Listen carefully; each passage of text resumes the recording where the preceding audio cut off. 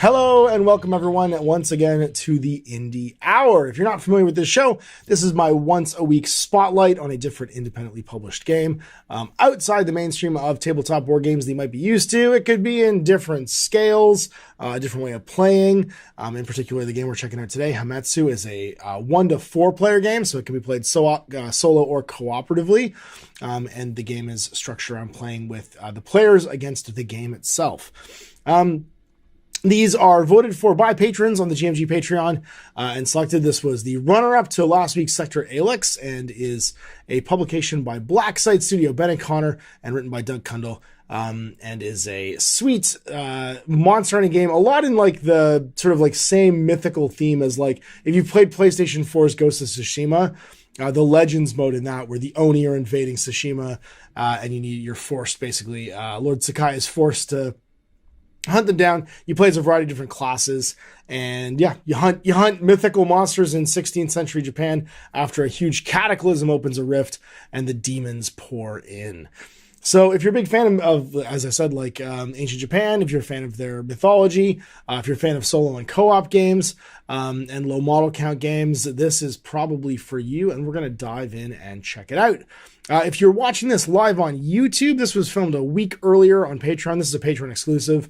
We do a before and after where we sit down, talk about the style of game. We do a Q&A at the end about like their thoughts about the game, my thoughts about the game, and you get a little bit more extra content when you see it live.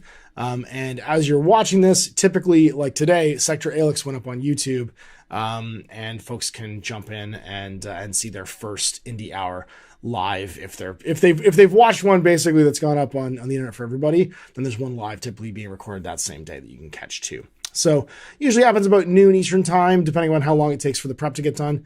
And we get it all recorded. So something new to check out. I've actually got a bunch of the models here this time around for you guys to see. You can see how they come packaged. And these are all available from Blacksite Studios website, along with the book in hardcover with a beautiful slipcase. I've got one of the quest packs, which is the Wolf and the Devil. It's a storyline quest mode for you to play through.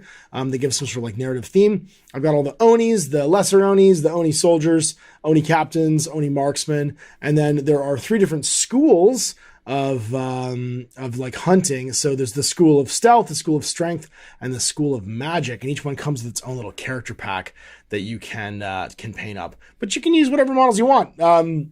There's a cute little sort of narrative blurb in the rulebook where a like 16th century, like almost like crusader, like Christian crusader gets lost on the island. And he's fighting with the natives, and it's his kind of like little history, his diary, basically what happens as he fights these demons, and he becomes trapped in this like mystical land.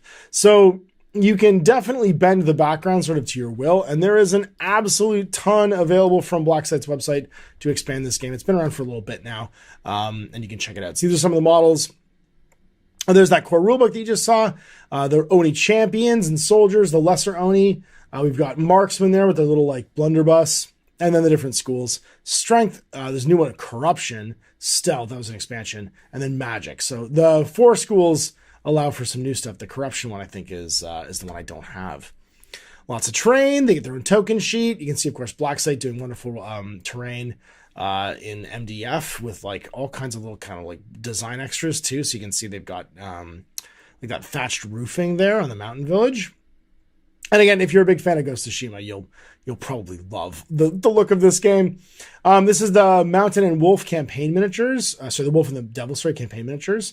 And then you've also got a Nogitsune boss, a Hametsu Ogumo boss, because you always unveil basically a little bit like The Witcher what the final boss is after you fight through the patrolling Onis. And there's tons of miniatures for those things.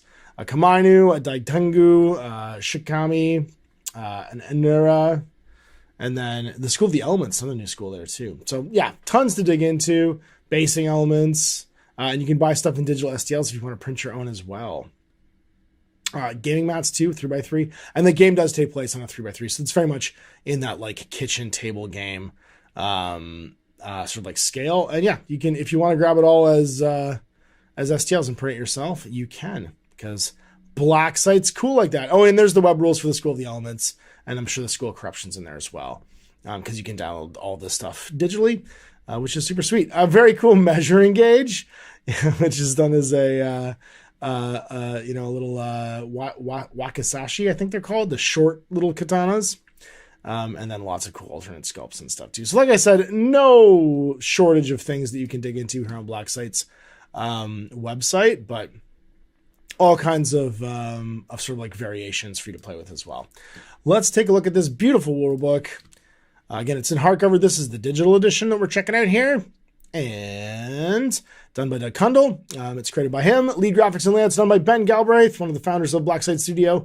Editing is by Dave Hubiar and Tim Kimbrough. And then the art itself done by Ben. Miniature paint done by Malev, who is in the chat right now. So say hi, Malev, and well done. And Doug Kundle as well. And then the Blackside Studio team, of course, Connor, Ted, Doug, Tracy, Travis, Brittany, Daniel, and James, all taking part in playing and developing the game. This is the second printing, and you can see here all of the lovely art done by the team. Connor proving once again, he is just an incredibly versatile artist and doing some wonderful sort of like period style brushwork, digital brushwork for this rulebook. So the overview created by Doug. Hametsu is a solo co-op game for 1 to 4 players. You play as hunters, trained fighters who stand against the evils threatening a post-apocalyptic feudal Japan. Your humanity's last line of defense against mythological beasts, long thought to be legend. As you play through games of Hametsu, your hunters will level up, acquire new gear, become injured, narrowly escape death, and succeed against impossible odds. So there's a full campaign system in this game for you to play through. It places a large focus on discovering powerful combos, creating hunters that synergize with each other, and experimenting with different hunter builds. During each game, your hunters will be on the trail of a mighty beast called a boss in hopes of locating and slaying it. However, as you search for the bands of demons, the Oni will stand in your way. You choose whether to fight the Oni head-on, hoping to gather some extra resources from their bodies, or remain silent and search for the boss without alerting their presence. And while Hametsu can be played as individual skirmishes, it really comes together by playing the Path of Legends and a campaign. All right. So again, divided up into basic sessions here. So we have core rules, how to do combat, making your hunters, scenarios. I'm actually going to start with the usual sort of like sections and go through this in order. The layout of this book, I do wish the core, again, I always wish that the creating a hunter stuff was before the core, like not before the core rules, but that there was a section on like gathering what you need at the beginning to give you some context. Apart from that, this is laid out pretty much perfectly for, going through what you need. And then we have the campaign in here, The Wolf and the Devil, which I have the miniature for, which is in this rulebook. And then other campaigns are kind of published with the miniatures themselves. All right, so let's jump in. There's some story stuff here. This little blurb is the one that we see about the Koma, a hardened Ronin from the School of Strength. There's all peppered through this are kind of like these little blurbs.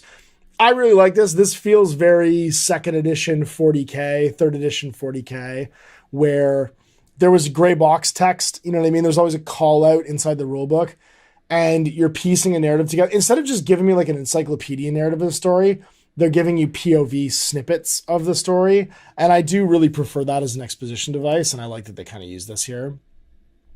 And we get our history, right? So late in the 16th century, an event dubbed the Cataclysm rocked the world to its core. It altered the path of human history forever. Somewhere in mainland Japan, a portal opened, and it shook up the ground as foundations of the world were ripped apart. The gaping hole belched forth creatures, the Oni, thought only to be legend. Those few who survived the devastating earthquakes and initial onslaught of the Ogre migrated as far away as possible, congregating together in large walled cities. These cities were much easier to protect than isolated villages, but the inhabitants were never truly safe. The province is now a barren wasteland, and those who dared to venture inwards were never seen again. Although Japan has been plagued by feudal infighting for centuries prior, the Cataclysm united the people against a common enemy. Humanity struggled to survive against the hordes of money that poured through the mainland, and after years of suffering at the hands of the school demons, several ancient martial arts schools banded together to form the School of Magic, School of Stealth, and School of Strength to fight against the Oni demons, and you are a hunter from one of those schools. So we have Sir Michael the Dragon, the honored Gaijin of the School of Strength. I find myself in a land untamed and unfamiliar, far from the realm I once called home. The apocalyptic event that has ravaged this land has left me stranded on the island, where I have forged an unlikely bond with a small group of local warriors. Together, we've embraced a singular purpose: to hunt down the monstrous creatures that roam these lands, spreading terror and chaos.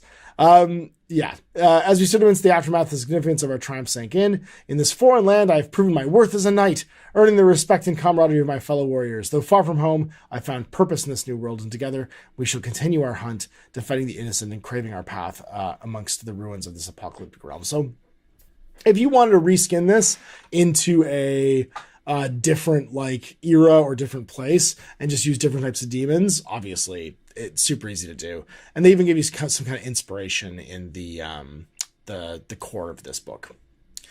All right, let's jump into some core rules and talk about what kind of game this is. So what do you need to start playing this game? Well, pretty simple. Use some regular old 6-sided dice. Most hunters and enemies will tend to roll something between 3 and 10 d6s. It's a dice pool based game when performing tests and saves, so it's a good idea to have at least that many. We also recommend having some kind of scatter dice on hand, as well as some d20s for tracking your body points, because you do have a damage track, and it's a little bit like even a spin down counter for magic would work. And sometimes you roll d3 and it's half a d6. You need hunter sheets for your various hunters. They're on page 33 when we talk about creating them. And they will have your, there's like a printable, one as well. 28 to 32 mil miniatures, and it's not WYSIWYG, so use a cool miniature to represent whatever you are playing in the game. What minis? Even though Hametsu is designed to be miniatures agnostic, Black Site Studio has an excellent range of miniatures for the game. You'll need a collection of miniatures for the enemies. Most scenarios will use between 10 and 20 miniatures, but having a few extra is good. While the rules for the enemies call them Oni, you can skin them to whatever you want in hand to have them fight goblins or zombies or undead or whatever you want. So if you wanted to have hopping zombies, which who doesn't want hopping zombies? If you haven't watched a hopping zombie, like, foreign film, you're really missing out. Hopping zombies are my favorite Japanese, like, bad guy. And then boss miniatures. Each boss has a base side listed in their profile and is used only to necessarily to have, like, you can use any model you want for it. The idea here basically is that their displacement is the important thing, and then use what you like. Some classes can utilize trap tokens, 3-inch circles, and wall tokens, 5-inch long and 3-inch tall and 1-inch wide. If you're playing with one of these classes, go ahead and bring something like that with you. You can find tokens in the back of the book that you can print as well, or you can get the cardstock ones, which I have. I can't really see them. I can hold them up. There, underneath here. These guys. Right here. So cool cardstock tokens for a variety of effects. And then there's a wall token there. And then the circular one is a trap token. Oh no, I dropped miniatures. It's fine, I'll get them afterwards. And then playing surface. Standard is 3x3, but if you want to get to a big game, you can also plan 4x4. And you can shrink it down too if you need to. You can even use like a kill team mat. Playing a large surface can make the game easier because you can avoid enemies more simpler. It can be harder if you condense it down. Terrain scenarios in Hametsu are designed to take place in fairly specific locations, using dense and interesting terrain to break up lines of sight and hide from the baddies, but use whatever terrain you like. All right, the game. During the phases of the game, you will have a stealth phase, a clash phase, and a boss phase. You start with the player turn. Playing a turn of Hametsu follows a simple alternating turn sequence. There's no actual game turns, just the player turn where the players do their stuff and the enemy turn where they activate. So first, when the game begins, the Oni are unaware of the hunter's presence. This is known as the stealth phase. During this phase, the hunters are able to move around the board with little conflict, assuming they stay at a line of sight, and attempt to take out some enemies without alerting the others. So if you think of this as like in a Ghost of Tsushima sort of point of view, when you're infiltrating like a Mongol base, you're playing that section. And then the Oni will act according to their scenario-specific orders and will raise the alarm if they're made aware, like if you see somebody, as you check for stealth. Once the alarm has been raised, the game moves into the clash phase. During this phase, the hunters will be pursued and attacked by the Oni and are no longer able to follow orders, but instead act based on their instinct to listen to their profile. So there's a variety of instincts. For instance, marksmen will tend to like try and go to cover and shoot you. Fighters will tend to like run towards you. Soldiers tend to run towards you and try and hit you in melee. The boss phase begins once the boss is summoned. During this phase, the hunters will attempt to conquer a mighty beast, while the Oni, terrified of its presence, will flee. They use their actions during their activation to move off the table towards the nearest board edge. So even though you think of the bad guys as being dangerous, the Oni, they're actually a resource you're kind of mining while you move towards the boss. And once the boss shows up, they just take off. They're just like, absolutely not. This thing's terrifying. Goodbye. Because you have to think that like some of them are like, lesser Oni are like goblins, basically. They don't want to stick around. Little Bakigomos and stuff like that. No, Bakimonos, sorry. And then we got our order of play. So first player turn, the players choose which hunter to activate first. This order is determined each turn. The order in which hunters are selected may change in subsequent turns. You can just activate any order you want. The chosen hunter can perform a total of 2 actions from the action list and or their hunter abilities, but you can use the same action twice. Once you complete their actions, you go to a new hunter, and this continues until all the hunters have activated, and you might want to use tokens or dice to see who's gone and who hasn't. After all hunters have activated, check for stealth and continue to the enemy turn. So basically, you do your maneuvering, and once your final position's done, you check to see if anyone can see you. Or if you attack somebody, if they survived, they might be able to see you afterwards. But if you fail, you could send another hunter to kill them if you screw it up. On the enemy turn, the players determine the enemies will activate first in the following priority. Where enemies always activate first, starting with the closest one. Enemies close to hunters activate next, followed by the next closest. The enemies furthest away will activate last. If there's ever a tie, the players can choose. The enemy then perform actions based on which phase the game's in. During the stealth phase, they do their orders. Once they're made aware, they raise the alarm. During the clash phase, they perform the instinct actions, listen to their profiles to try and fight you. And during the buff phase, they just spend all their actions moving towards the nearest table edge because they run away. Once the enemy has completed its activations, the players continue to activate enemies, moving it from the close to furthest. And then after they've all gone, check for stealth again and continue to the next player turn. So just go back and forth. There's no turn 1, turn 3, turn 3, turn 4. It's just what phase are you in will dictate what's happening. All right, line of sight. Uses true line of sight. This means if the head of a model can see any part of a targeted model's body, it has line of sight. Models are considered to have a 180-degree arc from their front facing, and you can draw line of sight anywhere from that arc. Anything outside that is considered out of line of sight. And then checking for stealth. At the end of each player's turn and each enemy turn, you will check for stealth. Checking is pretty simple. An enemy within 12 inches has line of sight to them. An enemy within 12 inches of a dead body has line of sight to it.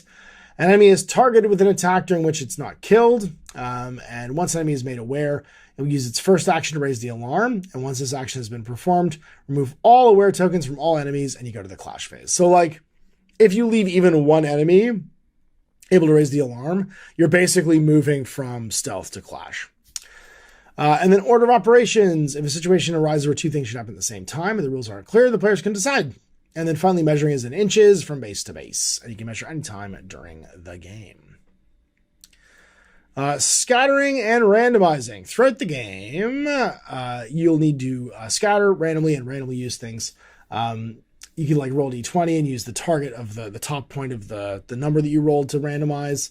Or use a d6 where you number the locations or choose. Basically, when you scan or randomize, it says use your best judgment on how to do it based on the scenario that you're in, and then figure it out.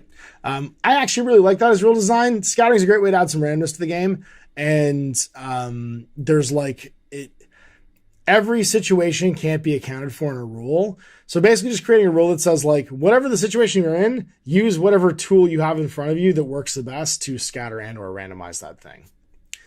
And then finally, test. During the game of Hametsu, you'll find situations where hunters and enemies are required to test their skills. You'll see the following formula, stat X. You get a pool of d6s equal to your stat, typically, and then roll them. Every 4, 5, or 6 is a success. So it's a dice pool-based count successes system. I use something similar in Gamma Wolves, where you're evading and attacking with gunnery tests. Basically, it's 2 opposed pools, and whoever has the higher roll will be the winner. Sometimes models need to take opposed tests, then both sides roll.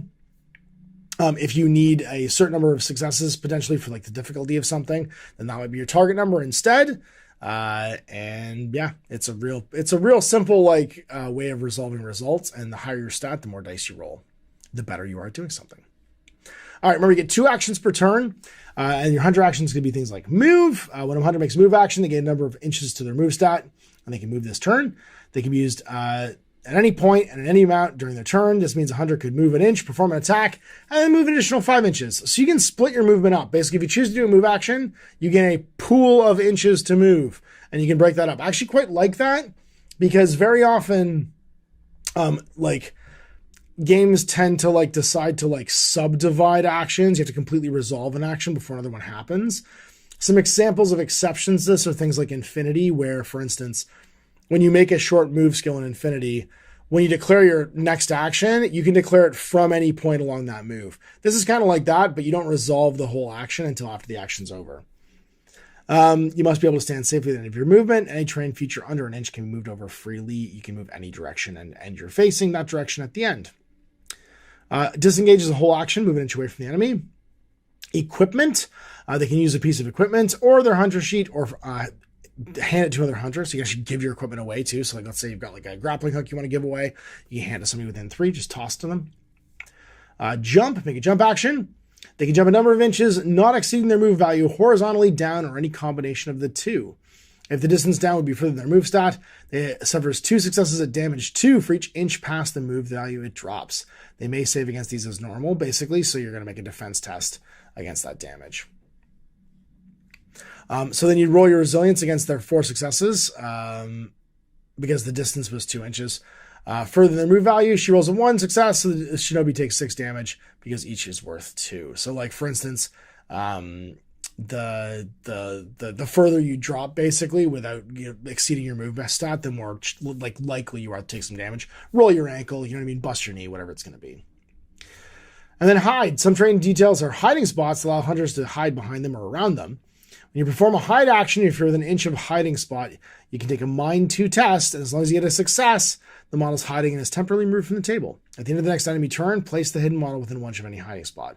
So what's cool about that, when you hide, you kind of get some free movement afterwards because you get to like sneak around the hiding spot. But it means when you after you make the hide action, when you check for line of sight and like to like alert guys, you're not on the table anymore. So they didn't even make some like weird rules for like the angle you're seeing someone from, or like, is that terrain enough to obscure you? It just gets rid of arguments. It's if you can see any part of the model, you're spotted, that guy's going to raise the alarm. You make the hide action, you're just taken off the table and you come back later. So there's no like having to argue about it. It's a nice mechanic because it cleans up any arguments about line of sight. And then interact. Some items can be interacted with, obviously, because you might need them for scenarios or various other forms of things during the game. Loot, grab stuff off dead Onis, attack, hit someone with a spell or melee action, investigate a clue. If you look for a clue marker, this is going to be familiar to players who don't look back. And then pull back. If a player feels as though it would be better to voluntarily remove their hunter from the table rather than risk death, they can pull back. When you perform the pullback action, immediately remove the hunter from the table. Gold items found during the game are not lost when you pull back, but quest items are dropped automatically for other hunters to find. This hunter will not level up and still rolls in the injury table as normal. So it's basically like you're cutting and running. It's a bottle test thing, but you don't die, so you don't actually lose your hero. And then the enemy activations.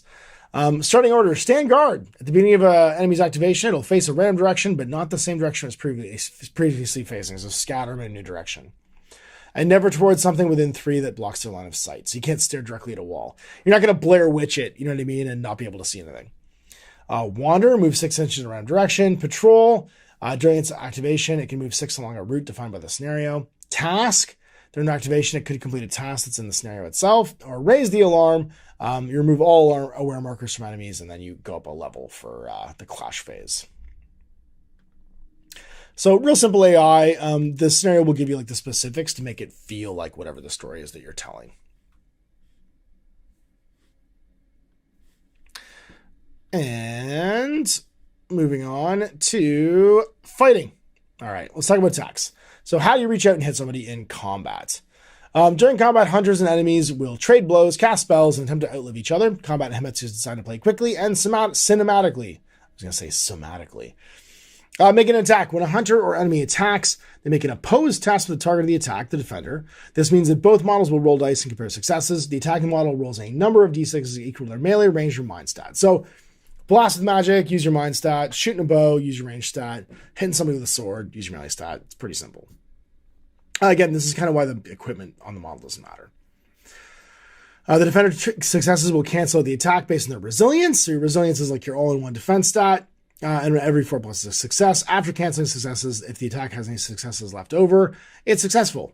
The weapon's damage is then equal to the defending model for each surplus success. And if there's no leftovers, then it fails. So if you have like a damage 3 weapon and get 2 successes, you do 6 damage to the target. Effective range. To attack someone inside your effective range, obviously you need to be in that range. So like a katana has a 1-inch range. You would have a 12-inch range on like a range weapon. And then engage. The model is considered engaged if it's within its enemy's melee effective range. Once a hunter is engaged, it may no longer make move actions, but can only disengage. Enemies do not need to perform a disengage action to move out of range. A model that is engaged may rotate to face the model it's targeting as part of its action.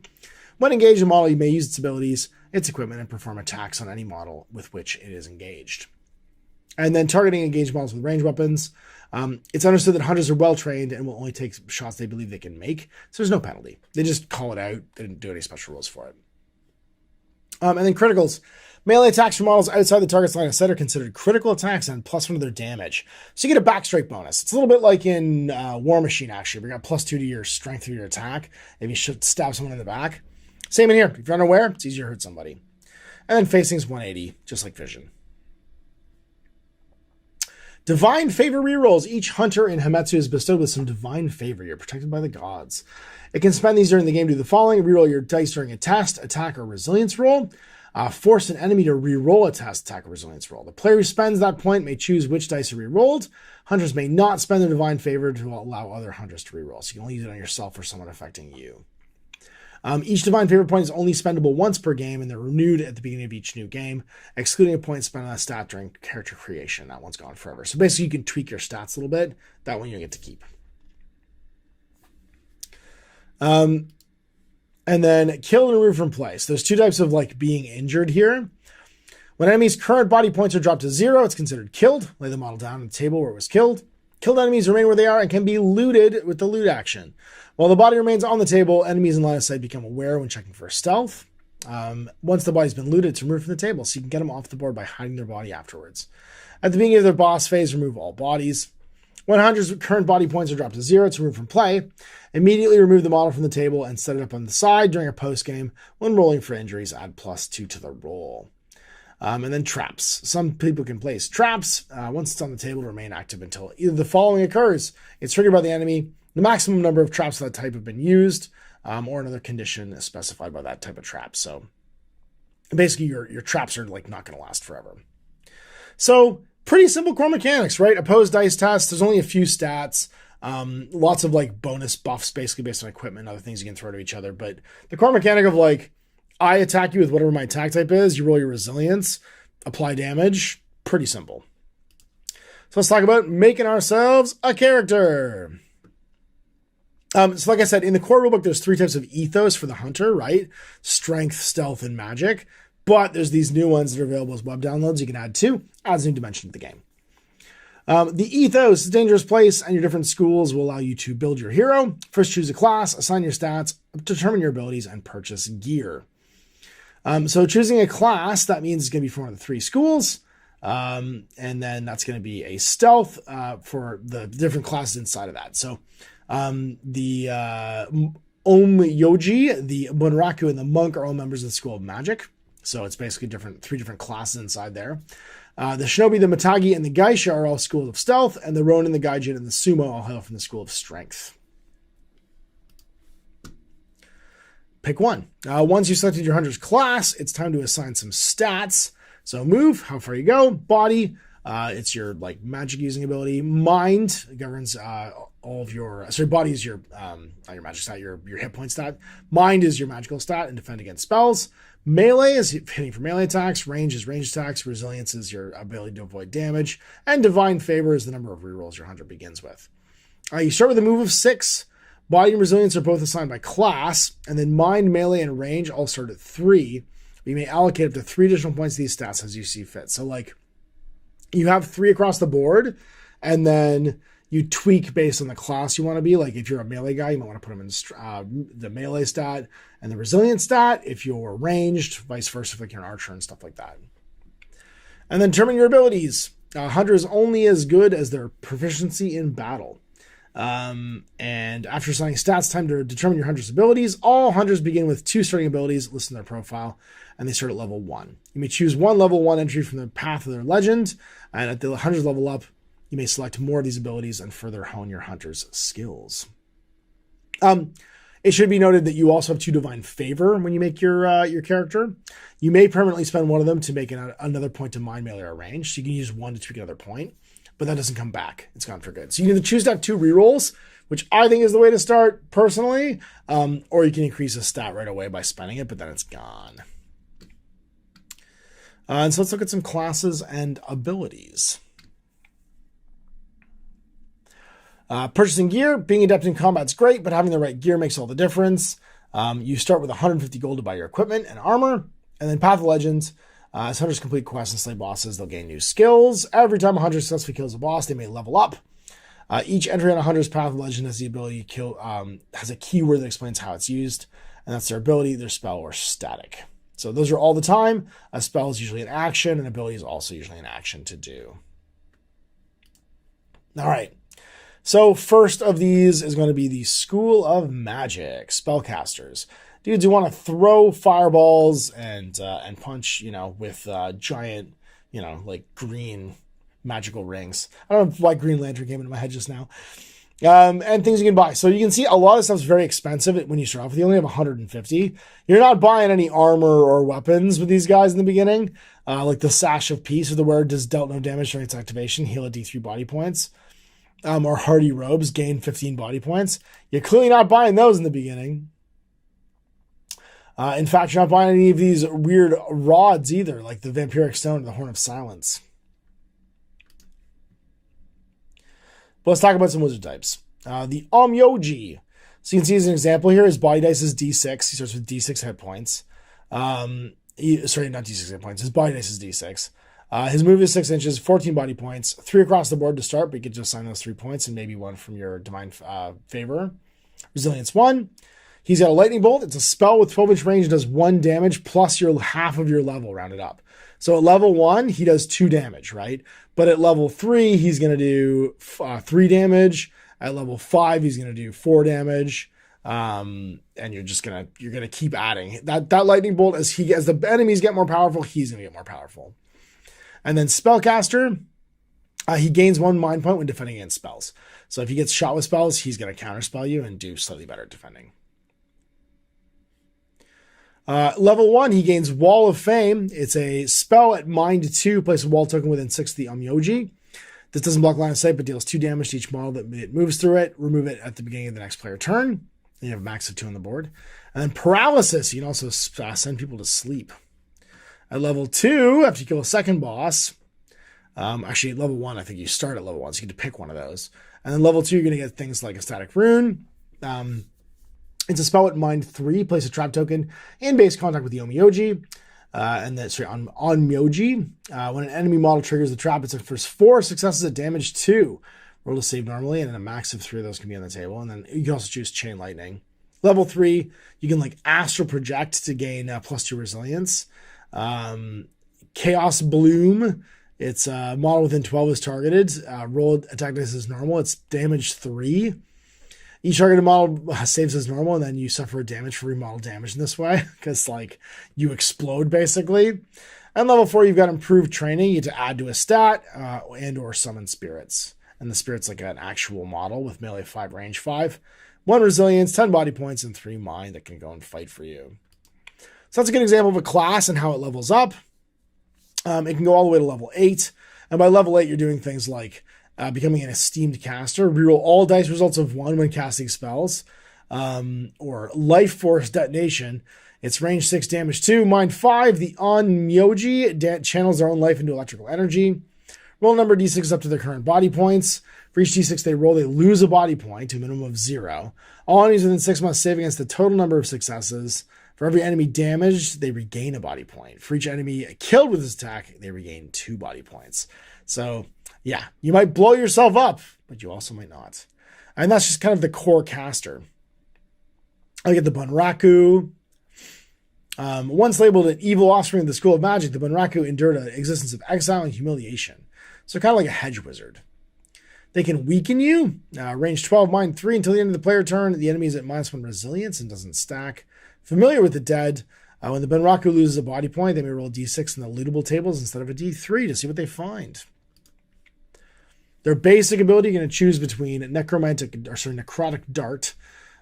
It's damage 2, range 12. If the target takes damage from this spell, they may only take 1 action during the next activation, to a minimum of 1. If this spell deals damage to a boss, roll a d6. On a 1 to 2, it loses no action. 3 to 4 loses the first one. 5 to 6 loses the second one. And or you take Heavy Fog. Makes line of sight not be able to be drawn through a wall.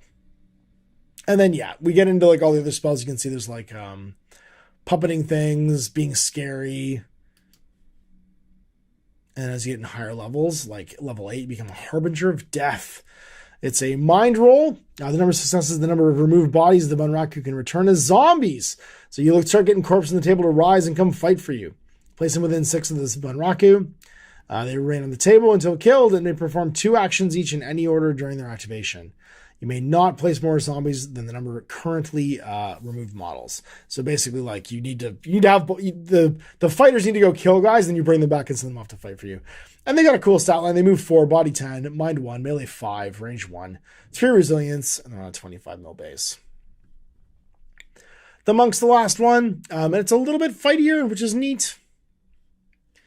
So they have quick reflexes. Static. If the monk deals no damage during a player turn, they gain +1 resilience until the end of the next enemy turn. So if they don't attack somebody, they can be defending.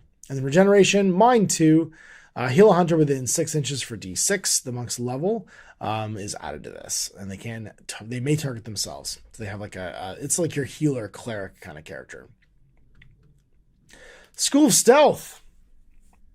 I'm not going to go through all of these because it would take forever. I'll give you an example of, like, for instance, some of the cool gear they can buy. And once again, remember, the magical stuff was very expensive. It's a little less expensive for the stealth folks. Like for 200, they can buy a Baiwa. Barrakin is +1 mind when casting songs. Or they can get things like colorful kimonos. Enemies must pass a mind 2 test to perform a melee attack against the bearer. Doesn't affect bosses. So again, not inexpensive, but something you can buy. And let's talk Shinobi, like Malev. Definitely Malev in the picture.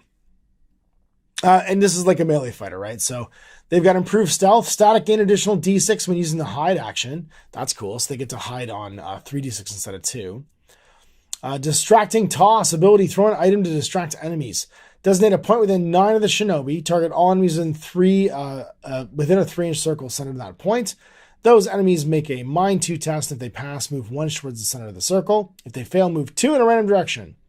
So you can throw like the wind chimes from Ghost of Tsushima. God, I have a hard time talking today. And you can see they level up. At level 1, they give an improved critical, so they do 3 damage if they attack from the back. And then Blessed by Shadows, static. The first time per game the Shinobi would cause an enemy to become aware. It just doesn't. He just doesn't. At level 2, Deft Defense. If the Shinobi takes no damage from an enemy attack, they can move up to 6 inches. This move is to make them may take them out of the enemy's effective range. And then a Vanish. Make a move 3 test. If the past, remove the Shinobi from the table at the end of the next enemy activation. Place the Shinobi within 8 if the original spots, and they can also move vertically, and they can place before checking for stealth. So like you bite a foot of the way, like your Nightcrawler. All the way up to level 8. Where they can do things like Faces of Death. Oh, I saw that movie when I was a kid. Terrified me. The spontaneous combustion one still lives rent free in my head. The Shinobi splits into multiple copies. Immediately place 2 additional models within 6. That's a Breath of the Wild thing. With some bananas. And then represent these duplicates until the end of the next player turn. The Shinobi should be treated as off the table, and all 3 models are considered duplicates. They perform the same actions and may choose different targets and directions for their movement. Duplicates have the same body points as the Shinobi, but they take damage and remove from play independently of each other. In the next player phase, remove up to 2 duplicate models so that 1 remains. The remaining models of the Shinobi. It's a little bit like the Hollow Echoes in Infinity, but reminds me of the splitting up into 3 guys, dude, from Breath of the Wild, which is very funny. More of an impersonator with the Geisha. And then we've got the Matagi, which is your archer. The hunter, basically. The hunter and trapper. So kind of your range character. In the School of Strength, we got some cool gear as well. Again, it gets a little bit expensive because these are dudes who like to live by the sword. Although the sumo doesn't really need anything. You can get Tetsubo for 250. Enemies dealt damage by this weapon are moved an inch back and does 2 damage. A Shadow Steel Katana, ignore 1 defender success every attack. That's pretty great. Great Plates, Oni Ritual Armor, Fleetfoot Armor. Bear can perform a free move action on each of their activations. That one's huge. Fleetfoot Armor, so you can free move and then attack twice potentially. That's bananas. That gives you +1 resilience as well. And the Armor of the Shogunate. Attacks made against the bearer are -2 melee. That one's also crazy good.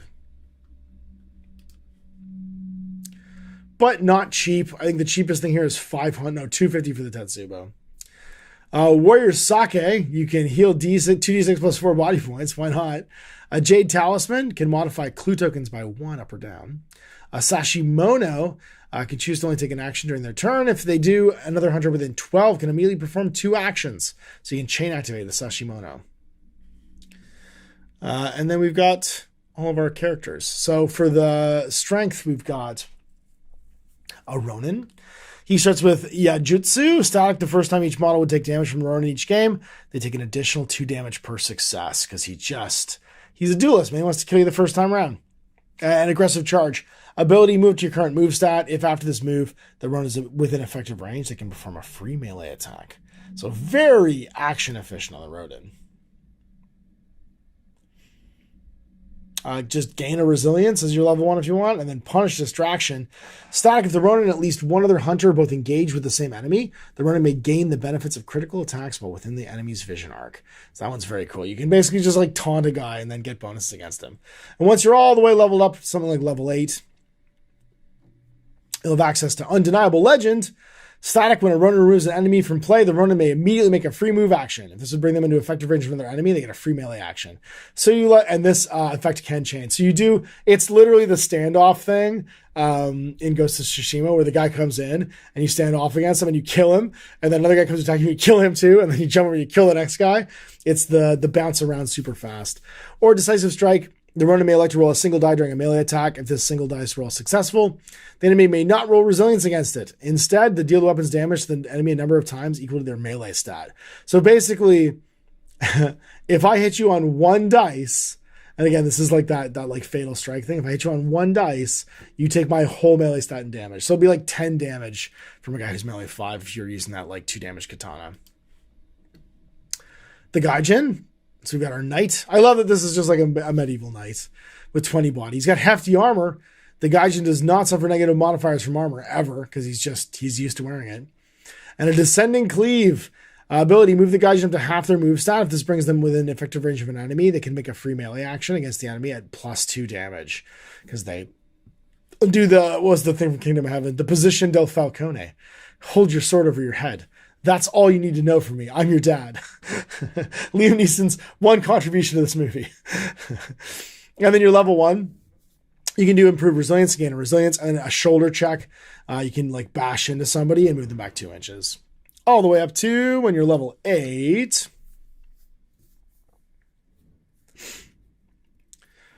Descendant of Heroes. The first time each game the Gaijin is reduced to 0 body points, don't remove them. They immediately take an activation as if they were the player turn. At the end of that activation, if they have killed at least 1 enemy, they recover 3 body points and are not removed from the table. The Gaijin kills the fail an enemy, remove them from the game. So you have a thing where like, as long as you can keep killing, you're fine. You just keep on going. And then Cornered Animal. Ability, the next time the Gaijin attacks, they gain +1 melee and +2 damage for every enemy within their effective range. Because you fight better when you're scared. You're like a Skaven. Gaijin are like Skaven, basically. And then the Sumo! 23 body. He's got a Sacred Doyo ability. Place a trap token under the Sumo. The token lasts until the Sumo moves or wholly outside of it. While he's within the token, he gains +1 melee, minor ranged, max 1. Basically, you decide, this is my ground. This is where I fight. This is the ring. This is hell in the cell. I get +1 all my stats while I'm in here. And then powerful hands. You just get +1 damage in your hands. Barefisted. Because you got the meat hooks. I love the Sumo. He's maybe my favorite brawler. And then Path of Legend, Champion of Strength. If a hunter is within 3 inches of the Sumo takes damage, the Sumo can move up to 6 inches towards the enemy that dealt that damage. An Intimidating Display ability. All enemies within 12 in line of sight must make a Mind 3 test. Those that fail are -1 melee until the end of the next enemy turn. All the way up to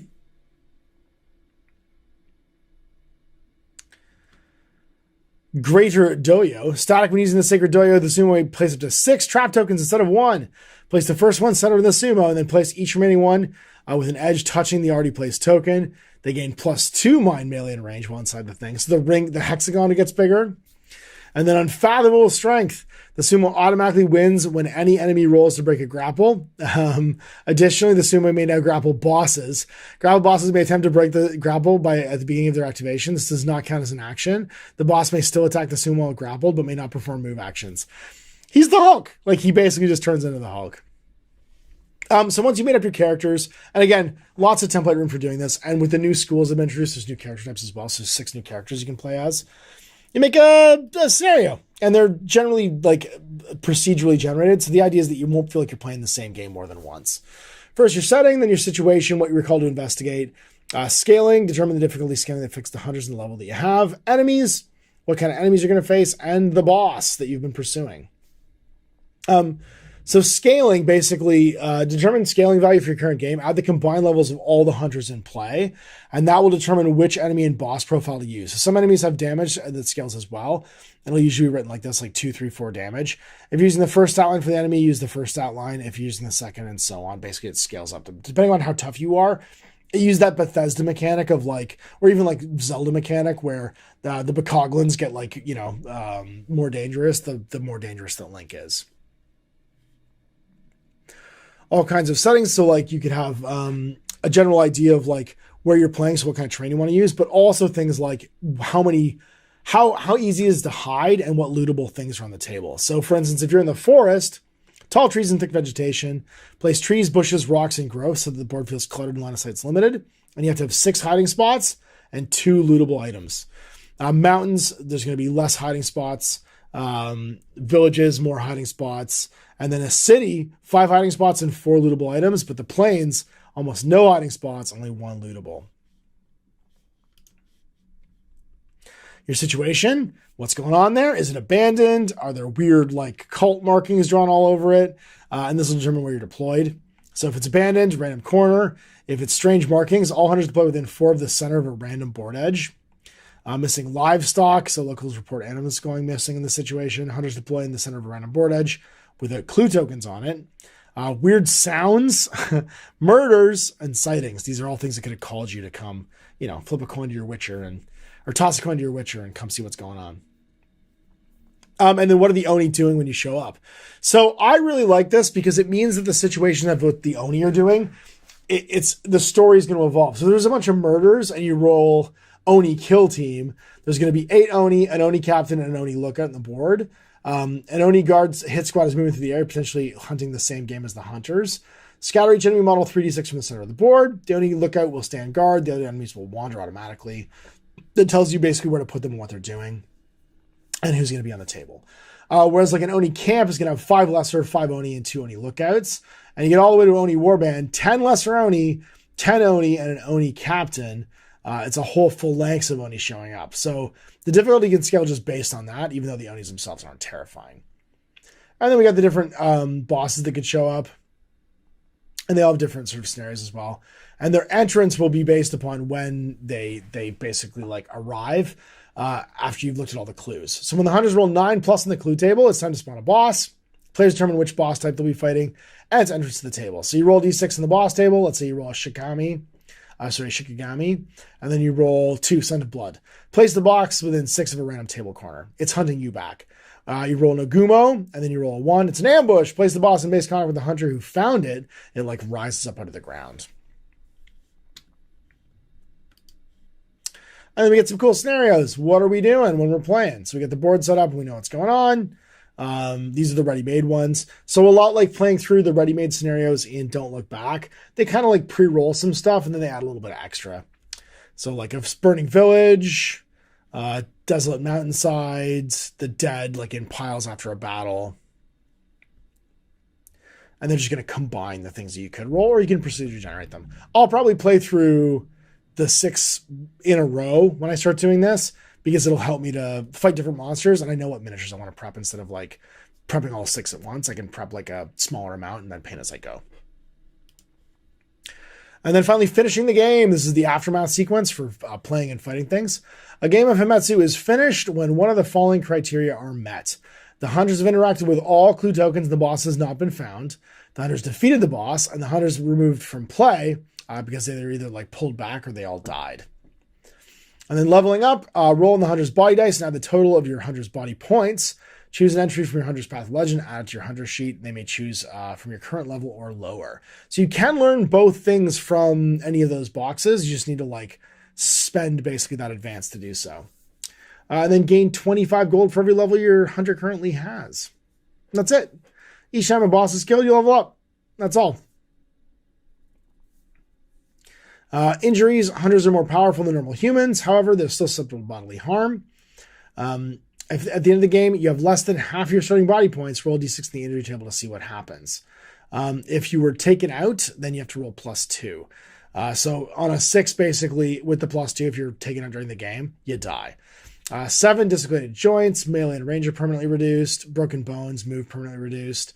Internal bleeding, body permanently reduced. And then everything else is next game. And if it's a 1, it's just scratches and bruises. So slight debilitations all the way to my stats are going down. So nice, simple in-between game mechanic for leveling up. And because all the Path of Legends are different for your class, your guys will evolve differently based upon what you do. But you want to make sure you're killing a boss every game because that's how you level. Easy to keep track of. And then between games, after the games, and before the beginning of the next game, you can spend your gold. Each Hunter's body points are restored to maximum, and they regain any divine favor they lost during the game. You can also upgrade and modify weapons, but no level 1 Hunter can have a modified weapon. To upgrade a weapon, a Hunter may pay gold equal to the original cost of the weapon multiplied by the upgrade level. Upgrades must be bought in order and can't be skipped for anything else. For each upgrade a weapon has, it gains +1 damage. Weapons and upgrades are considered to be level 0. A Hunter can never upgrade a weapon to a level higher than their own level. And you can't upgrade your fists. Poor Sumo. Look at him staring at the door there, just being mad. And then retraining. As you progress along the path of legend, you may find inaccuracies in your previous training. The schools offer a service called retraining, allow you to exchange skills and abilities. So if you want to spend 100, you can swap one of the ones from level 2 into the other one from level 2 if you want, or below. And then finally into the reference section, just showing off all the stats for things. So stats for all the baddies. Buying general goods, so buying all your little weapons you buy in the beginning. So for instance, you want to buy a Tonto, it's +1 critical damage, it's a little stabber. And you got 150 to spend on this stuff, right? So you're not getting the legendary goods in the beginning, but you're buying the little things. Longbows are 100, short bows are 75, blowguns, shurikens can be purchased too. Crossbows, it's 100, but it can shoot 18 and does 3 damage. And then armor, equipment like grappling hooks, allows you to move 12 inches vertically once per game, so you get your Batman grappling gun. And then lootables table, what do you find when you're looting the bodies? Up to 8d6 plus 30 gold, and then roll d6. On a 6, get a random relic. On a 1 to 5, get one from the general goods list instead. And the relic table has all kinds of cool bonus things like Kona's ring. The Hunter may add or subtract 1 to the result of any dice they roll. That's an amazing one. Or the Tyrant's Bow. When a Hunter makes a ranged attack with this weapon, any 6s are not able to be canceled by the defender. It does 4 damage. Thing's crazy. You really are looking for that critical loot. These are the clue tables when you're investigating clues. And again, on a 9+, you're going to find, and you're going to add to the roll based on the number of clues you've already found. You might find a blood thrall, gives you +2 to subsequent clue table rolls, or blood trail, sorry. Hoarded trinkets, roll in the lootables table. Muddy tracks, make a free move action. Scattered viscera, make a mind 2 task, and if passed, the clue token gains +2 to subsequent clue table rolls, and on 9+, you find the enemy boss. Here's all our rolls for the boss profiles. So as you scale it, the enemies are going to have move 6, body 10, mind 3, melee 3, range 3, resilience 2, and a katana. And then as you get higher, right, whether you're scaling, because you're adding all the levels together at 21 to 32, they can go up to 30 body points, 4 mind points, melee of 5, ranged of 3, and resilience of 4. And they get a +1 katana. So doing 3 damage potentially. You can see the stats for these guys. Oni's an Oni marksman, Oni lookouts, and all of them will have a basic sort of profile based upon what they're doing, including their shamans and magic users with extra actions they can do. And that's pretty much it, except for the campaign, which I kind of don't want to spoil, and the special bosses. So special bosses are going to be the monsters that you fight at the end, and they can be everything from like a smoke monster, right? And they'll have their own sort of like little the Anenra. They'll have their own little like profile of what they do and how. To the Daitengu, we'll give them as examples. So the Daitengu, for instance, he'll get bigger. Like the bosses even get bigger based upon like how many levels you guys have between you. So like at level 4 to 11, he moves 8 with 70 body points, 5 mind, 7 melee, range 4, resilience 4. He's on a 32 mil base. He's not a huge monster, but he's a bird man. He's the bird dude from Breath of the Wild. And his instinct is he does 2 actions. If the Daitengu does not start with a hunter in its effective range, he'll use 2 move actions to get to the closest one. If it begins in effective range or reaches one, it'll make a melee attack. If it begins engaged with more than one hunter, it makes a free move action to become engaged with only a single hunter. And it's got a Sword of the Wind, damage 4, 6, 8. Oh my god, so much damage. Any hunter dealt damage by this blade are immediately pushed 2 inches away. If they can't be pushed, they take an additional 4 damage. And its special is counterattack. If the Daitengu ever defends against a melee attack and does no damage, that hunter immediately takes 3, 4, or 5 damage based upon its level. So super terrifying. And there's tons of these monsters, 6 in total in this core core rulebook rather. And then our advanced rules for things like mounts and companions. So you want to have a pet. You know, everybody wants a pet. And everybody wants cool horses they can ride too. And we're going to get some stuff on here for things you can buy. Aggressive mounts, defensive mounts, mobility mounts, flying mounts for 1,000 gold. And the idea here is use whatever miniature you want. Have something cool that, you know, will represent whatever that kind of like theme is in the mounts. And then companions, the wise companion, the exotic companion, the clever companion, the level companion. So it could be like a monkey, could be a cat, could be a snake, you know, whatever weirdo thing you want to have as your little pet, as your monster hunting in ancient Japan. And then we got our campaign, The Wolf and the Devil. And this is a narrative campaign that's going to take you through a series of linked battles.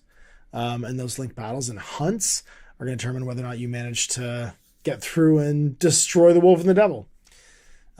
It's a little, it's a slightly Princess Mononoke. The witness says, I've seen the world end. I watched the earth as it was torn in two and foul demons emerged. Many moons have risen and fell since that day. And I've learned to avoid the beasts that lurk in the darkness. The demons mostly ignore me, rarely even glancing my way. The Wolf and the Devil is the first narrative campaign in Hametsu. It's designed for 4 first-level hunters to go into a dangerous journey to investigate the origins of the cataclysm. And then, you're starting with first level. The further campaigns would be for higher-level dudes.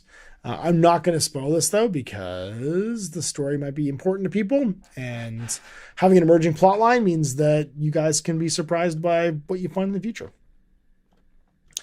And that's pretty much Hametsu. The sort of like solo and cooperative game from Blacksite where you get to paint these beautiful miniatures and play through various adventures. Let's check in with the chat and see what they're saying. Shinobi's, Malev is here in the chat right now. And everyone's saying, we love you, Malev. The internet's own Malev, paint these beautiful miniatures. And Matt Olson is dropping into the hopping zombies. So Malev says I posed for the Shinobi miniature. That's fantastic. Well, I do hope that you guys enjoyed this look at Hametsu. Now it's available, like I said, in digital or hardcover, and you can get access to it on the Blacksite website. It's all linked in the video description. And you can print it yourself if you don't want to wait, and you have a 3D printer. The files are all available digitally for the rulebook. And you can also, it's miniatures agnostic, so you can just play it with whatever cool stuff you want and reskin it to like medieval Europe or the American Civil War or, whatever timeline you want where demons or Cthulhu monsters in Maine, like whatever you really want to use as your like protagonist and bad guys. So I'll be playing with the Blacksite miniatures, getting these painted up in the near future and going through the initial 6 missions from the core rulebook. And then we'll follow that up with the Wolf and the Devil campaign. If you are a patron, of course, you can now go up and vote for next week's episode. This was almost tied as one vote away from Sector Alyx last week, so we just jumped and did this one next because so many people wanted it. But we'll be checking out another game, and the vote will be on as you guys watch this. So look forward to that, and we'll see you for more Indie Hour in the future. Thanks for Blacksite sending stuff along. If you guys for watching, thanks, Mash. Have a good one.